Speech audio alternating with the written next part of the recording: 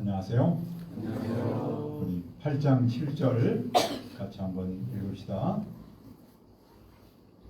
시작. 오직 믿음과 말과 지식과 모든 간절함과 우리를 사랑하는 이 모든 일에 풍성함과 같이 이 은혜도 풍성하게 하라. 은혜로우신 아버지 하나님, 이 시간 예배하기를 원합니다. 성령 하나님께서 우리와 함께 하시고 한 말씀을 허락하여 주옵소서. 이 예배를 친히 인도하시고 축복하여 주옵소서. 감사하며 예수님 이름으로 기도합니다. 아멘. 우리의 삶이 건강하려면 모든 점에서 조화와 균형이 필요하죠. 몸이 한쪽만 발달하면 건강을 잃듯이 신앙도 한 부분만 발달하다 보면 온전한 신앙이 아닐 수 있습니다. 믿음은 있는데 사랑이 없고 지식은 있는데 실천이 없다면 그것은 균형을 잃어버린 신앙이겠죠. 그렇다면 오늘 말씀에서 하나님께서 우리에게 바르시는 그 균형과 조화의 영역은 무엇입니까? 첫째, 이 은혜도 풍성하라. 1절을 보십시오. 형제들아, 하나님께서 마게도냐 교회들에 주시는 은혜를 우리가 너희에게 알리노니. 마게도냐라는 지역은 로마 제국국, 지금 현재 그리스 지역에 속한 곳이었어요. 대표적인 도시로는 빌립보, 데살로니가, 또 베레아가 있었습니다.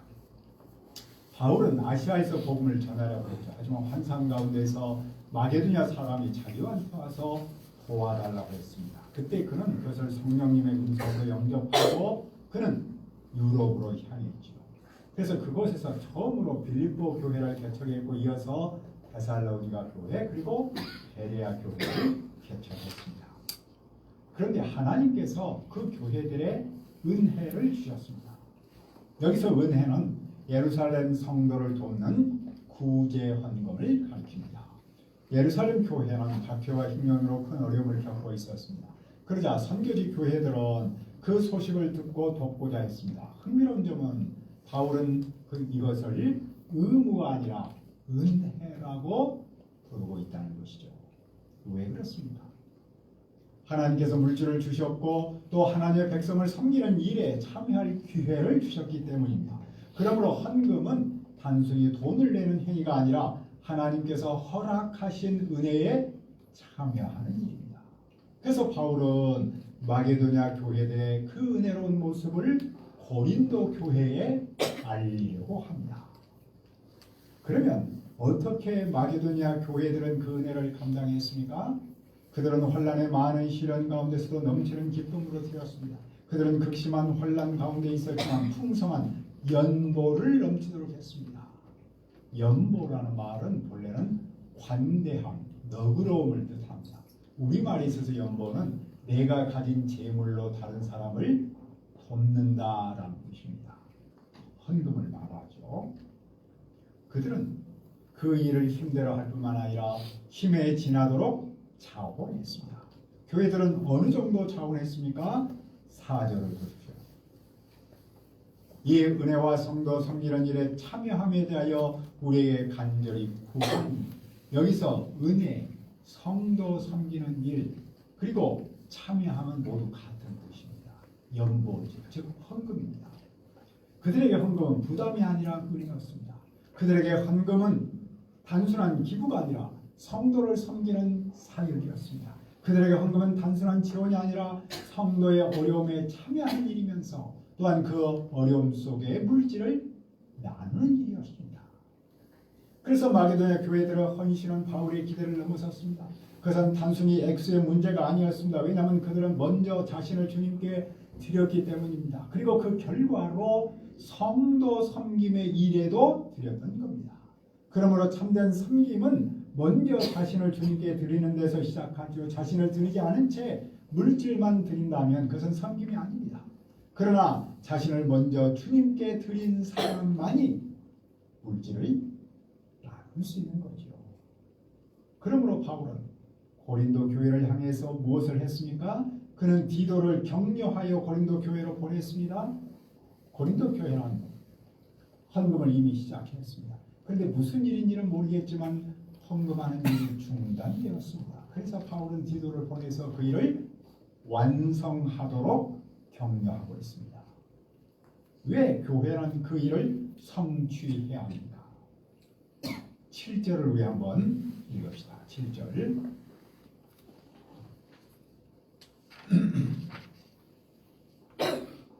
시작. 오직 너희는 믿음과 말과 지식과 모든 간절함과 우리를 사랑하는 이 모든 일에 풍성함과 같이 이 은혜에도 풍성하게 지나간다. 믿음은 하나님을 신뢰하는 살아있는 신앙의 역동성입니다. 말은 복음을 전하고 진리를 가르치며 표현하는 능력이지요. 지식은 예수 그리스도와 그분의 말씀을 바르게 알고 분별하는 영적 이해입니다. 모든 간절함은 주님을 향한 열심과 헌신을 뜻합니다. 또 우리에 대한 사랑은 바울을 향한 그들의 사랑이라고 하겠죠. 고린도 교회는 여러 면에서 풍성했습니다. 그들의 신앙은 역동적이었고 영적으로 매우 뛰어났습니다. 그러나 그들은 어떻게 해야 합니까? 그들은 이 모든 일에 풍성한 것 같이 이 은혜에도 풍성해야 합니다. 이 은혜는 우리가 알고 있는 것처럼 연보지요. 그들의 신앙이 역동적으로 뛰어난 것처럼 물질적 섬김과 나눔도 역동적이고 뛰어나야 한다는 것이죠. 우리는 무엇을 배웁니까? 우리는 신앙생활의 중요한 원리 중 하나인 균형과 조화를 배웁니다. 만일 믿음과 지식과 열심과 사랑을 말하면서 섬김과 나눔으로 이어지지 않는다면 신앙의 균형은 깨진 거라는 거죠. 믿음이 풍성한 것처럼 섬김도 풍성해야 한다는 겁니다. 사랑이 풍성한 것처럼 나눔도 풍성해야 합니다. 내면의 신앙이 삶으로 나타날 때 비로소 건강한 신앙으로 자라는 거죠. 사람들은 종종 신앙을 눈으로 볼 수 없는 영역으로만 생각합니다. 그래서 믿음은 마음으로 믿고 지식은 머리로 배우고 사랑은 감정으로 품으면 충분하다고 여길 때도 있습니다. 특별히 헌금을 영적 풍성함과 별개의 문제로 생각하지요. 그도 그럴 것이 헌금은 내가 수고해서 얻은 것 가운데 일부를 의무적으로 드리는 일이라고 생각하기 때문입니다. 그래서 헌금을 은혜보다는 부담감 또는 의무감으로 느끼기가 쉽습니다. 그러나 오늘 말씀은 헌금을 은혜라고 부릅니다. 왜냐하면 하나님께서 성도를 섬길 기회를 주셨고 나눌 수 있는 은혜를 주셨기 때문입니다. 그러므로 헌금은 단지 돈을 내는 행위가 아니죠. 하나님께 받은 은혜가 삶으로 흘러가는 행위입니다. 그러므로 우리는 믿음에만 풍성한 사람이 아니라 섬김에도 풍성한 사람이어야 한다는 것이죠. 지식에만 풍성한 사람이 아니라 나눔에도 풍성한 사람이기를 바라고 있습니다. 그것이야말로 건강한 신앙이며 균형과 조화를 이루는 신앙입니다. 그러면 왜 바울은 이 은혜도 풍성하게 할지라고 강조하고 있는 겁니까? 물론 그는 이것을 억지 명령으로 말하지 않습니다. 그는 헌금을 강요하는 것이 아닙니다. 그러나 그는 고린도 교회가 그들의 사랑의 진실함을 드러내기를 원합니다. 그들이 바울을 사랑한다고 말을 하든지 예수 그리스도를 사랑한다고 말을 한다면 그것을 삶으로 보여달라는 겁니다. 증명하라는 겁니다. 왜 증명해야 합니까? 9절을 한번 읽어봅시다. 시작. 우리도 예수 그리스도의 은혜를 가져와 교회하신 이로써 너희를 하나님 되시는 그의 가난함으로 말미암아 너희를 부요하게 하셨습니다. 여기서 부요하시니는 예수 그리스도를 가리킵니다. 그분은 단순히 물질적으로 풍요로운 분이 아니라 본래 하나님의 영광 가운데 계셨습니다. 그러나 그분은 가난하게 되셨습니다. 그분은 하나님의 영광의 자리에서 인간의 자리로 낮아지셨고 고난을 받으셨으며 결국 십자가에서 자신을 내어주셨습니다. 왜 그렇게 하셨습니까? 우리를 부요하게 하기 위해서입니다. 죄와 사망 가운데 있던 우리에게 생명을 주기 위해서입니다. 그러므로 그리스도의 희생적 은혜를 아는 사람은 자기만을 위해서 살 수 없겠죠. 이 은혜를 경험한 사람은 움켜쥐는 존재가 아니라 섬기고 나누는 존재로 변화합니다. 사람은 본능적으로 부족하면 움켜쥐려고 하지요. 그러나 은혜를 경험한 사람은 부족한 중에도 드릴 수 있다는 겁니다. 왜냐하면 은혜는 사람을 자기중심적에서 하나님 중심으로 바꾸기 때문입니다. 그러므로 바울은 이 일에 대한 자기의 뜻을 밝힙니다. 왜냐하면 이 일이 고린도 교회도 유익하기 때문입니다. 그들은 이미 말했던 것처럼 1년 전부터 이 일을 시작했고 또 자원하는 마음도 있었습니다. 그러므로 이제 그들은 그 일을 완성해야 합니다. 그들의 원에서 시작한 일이니 그들의 힘으로 그 일을 끝내야 합니다. 헌금의 필요성을 인정하는 것만으로는 충분하지 않다는 겁니다. 그 일을 완성할 때 그들의 진정성이 나타난다는 겁니다. 어떻게 이 일을 완성할 수 있습니까? 있는 대로 해야 합니다. 자기 형편에 따라서 해야 합니다. 왜냐하면 하나님은 없는 것을 요구하지 않으시고 있는 대로 드리는 마음을 받으시기 때문입니다. 그러므로 여기서 중요한 것은 자기 형편을 넘어서 체면이나 경쟁으로 하는 드림이 아니지요. 하나님 앞에서 자원하는 마음으로 드림이 중요합니다. 왜 하나님은 있는 대로 받으십니까? 13절을 보십시오. 이는 다른 사람들은 평안하게 하고 너희는 곤고하게 하려는 것이 아니요 균등하게 하려 합니다. 헌금은 한 사람을 편하게 하려고 다른 사람을 무너뜨리는 것이 아닙니다. 교회의 섬김과 나눔은 누군가를 희생시켜서 유지하는 구조가 아닙니다. 오히려 공동체를 세우는 방식입니다. 그것이 무엇입니까? 바로 균등하게 합니다. 균등은 모든 사람이 똑같은 재산을 가져야 한다는 말이 아니죠. 이것은 공동체 안에서 서로의 부족함을 채워주는 균형과 상호 책임을 뜻합니다. 14절에서 그 원리를 좀 더 이렇게 설명합니다. 이제 너희의 넉넉한 것으로 그들의 부족한 것을 보충함은 후에 그들의 넉넉한 것으로 너희의 부족한 것을 보충하여 균등하게 하려 합니다. 고린도 교회는 비교적 여유가 있었습니다. 반면 예루살렘 성도들은 가난과 기근은 가운데 있었습니다. 그래서 지금은 고린도 교회가 예루살렘 교회를 도와줘야 합니다. 도와줄 수 있습니다. 그러나 이것은 단순히 부자가 가난한 사람을 돕는 이야기가 아닙니다. 여기는 중요한 두 가지 원리가 있습니다. 첫째는 상호성입니다. 오늘은 고린도 교회가 넉넉해서 예루살렘 교회를 도와줄 수 있습니다. 그러나 내일은 고린도 교회가 도움을 받을 수도 있습니다. 교회는 주는 사람과 받는 사람이 영원히 고착되어 있는 구조가 아닙니다. 언제든지 서로 달라져서 서로 상호성으로 서로의 부족함을 채워줄 수 있는 상호적인 공동체이기 때문입니다. 둘째로 균등성입니다.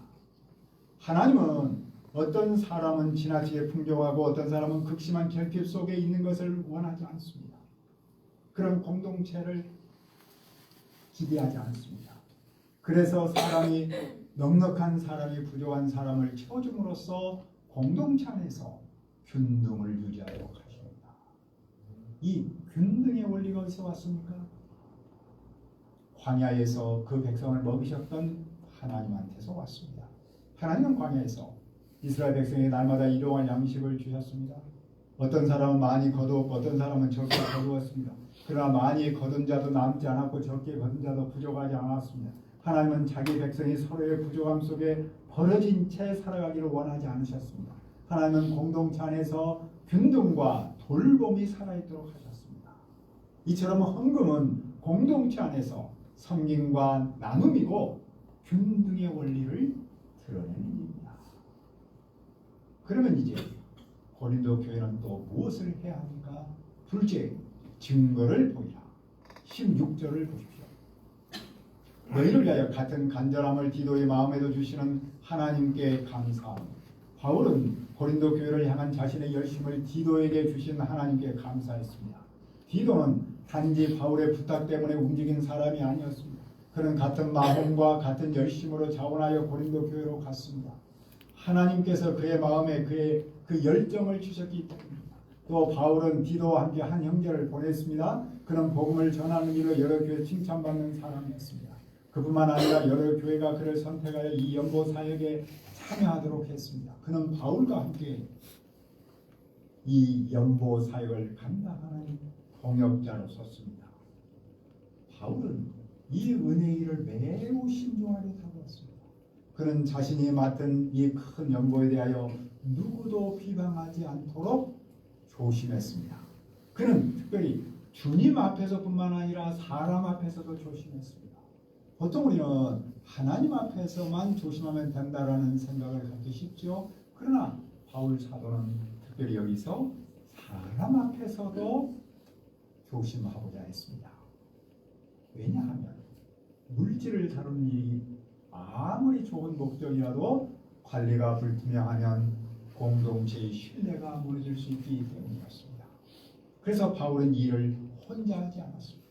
그는 검증된 동역자들과 함께 했습니다. 또 다른 형제 역시 여러 차례 검증된 사람이었고 큰 열심으로 일에 참여했습니다. 디도는 바울의 동료이면서 양들을 위해서 함께 일하는 사람이었습니다. 그리고 함께한 형제들은 여러 교회의 사자들이었고 그리스도의 영광을 드러내는 사람이었습니다.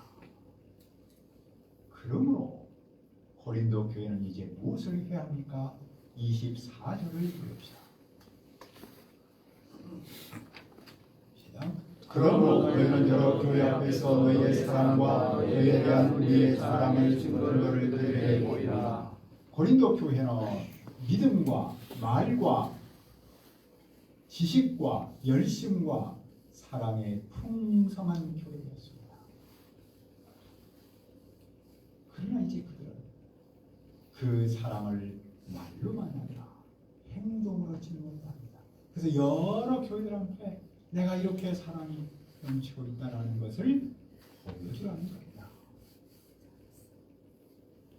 저는 지난주에 아침을 먹었는데 속이 좀 안 좋아서 약을 먹고 몽골에서 온 강수를 만나려고 전철을 탔어요.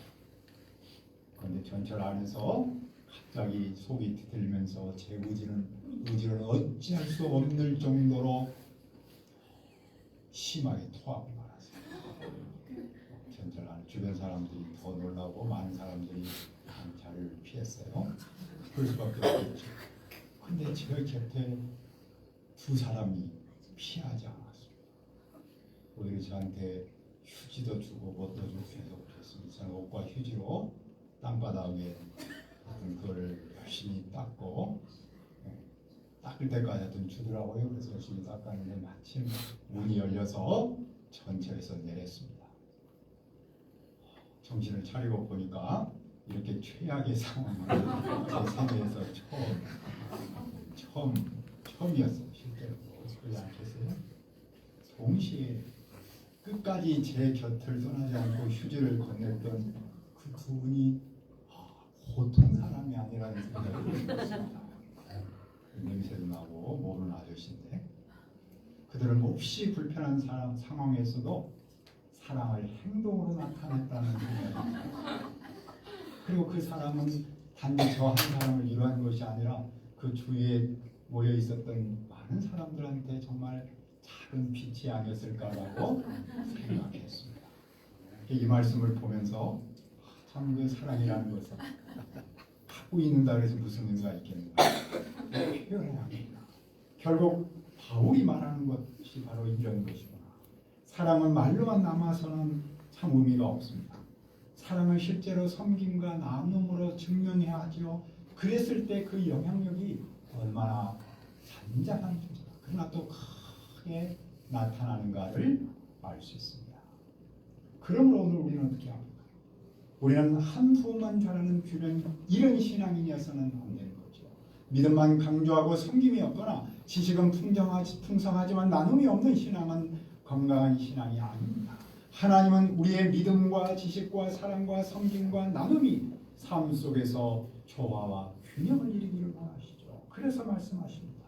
이 은혜에도 풍성하기를 바랍니다. 믿음에도 풍성하고 사랑에도 풍성하고 섬김과 나눔에도 풍성하여서 균형과 조화를 이루는 믿음의 사람들로 자라기를 기도합니다.